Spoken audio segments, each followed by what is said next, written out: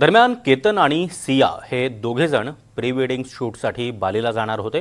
त्यांनी पुण्यातून एक गाडी देखील बुक केली होती, पण सियाला बालीला जायचं नव्हतं. ती गाडीत सुद्धा बसायला तयार नव्हती. तेव्हा सियाच्या भावानं तिला हाताला धरून जबरदस्तीनं गाडीत बसवलं. त्यावेळी सिया आणि तिच्या भावामध्ये वाद झाल्याची माहिती गाडीच्या ड्रायव्हरनं दिली आहे. त्या गाडीच्या ड्रायव्हरसोबत संवाद साधलाय आमचे प्रतिनिधी सूरज कसबे यांनी. दादा, सियाला आणि केतनला तुम्ही मुंबई एअरपोर्ट वरती घेऊन जाणार होतात.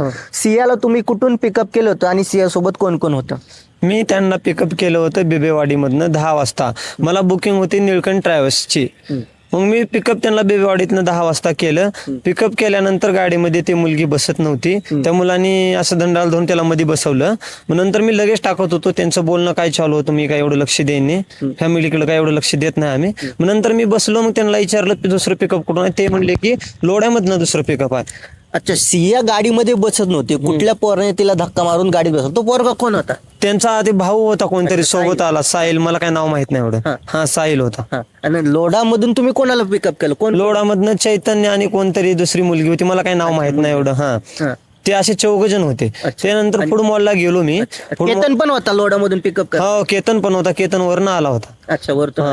म्हणजे तुम्ही त्या केतनला, रियाला आणि त्यांचे कुटुंबातील काही सदस्य होते त्यांना तुम्ही मुंबई विमानतळावरती सोडले. त्याच्यानंतर केतनचा तुम्हाला फोन आला की काहीतरी सामान तुमच्या गाडीमध्ये राहिलं. हा, गाडीमध्ये काहीतरी सामान राहिले म्हणून. मग मी त्यांना गेलो द्यायला सामान, म्हणजे बघा म्हणून आहे का गाडीमध्ये. P5 पार्किंगला गाडी लावून. मग ते केतन आणि ते सोयल साहिल का सवयला आले 2 जणी. मग दोघं आल्यानंतर गाडीची लाइटिंग बिटिंग लावून बघितले सगळं. सीट कव्हर सगळं हे करून बघितले, मॅटिंग बिटिंग. काही नाही काय नाही. मला म्हणले तुम्ही जावा बाहेर म्हणले. मग मी आलो बाहेर. नंतर मला दुसरं मालकाने भाडे दिले. मग मी आलो पुण्याला. तर केतन, सिया, तिचा भाऊ आणि केतन अग्रवाल परिवारातले काही सदस्य तुमच्या गाडीमध्ये प्रवास करत होते. त्यावेळेस गाडीमध्ये वातावरण कसं होतं? ताणतणाव होता, भांडणं वगैरे होत होती की सगळं नॉर्मल होतं? नाही, मी बेबेवाडीतनं पिकअप केल्यानंतर रावेत बसतो त्या दोघांचे भांडणं चालू होते. कोणाकोणाचे भांडणं चालू होते? त्या बहीण भावाचे. अच्छा, सिया आणि साहिलचे? हा, सिया आणि साहिलचे दोघांचे भांडणं चालू होते.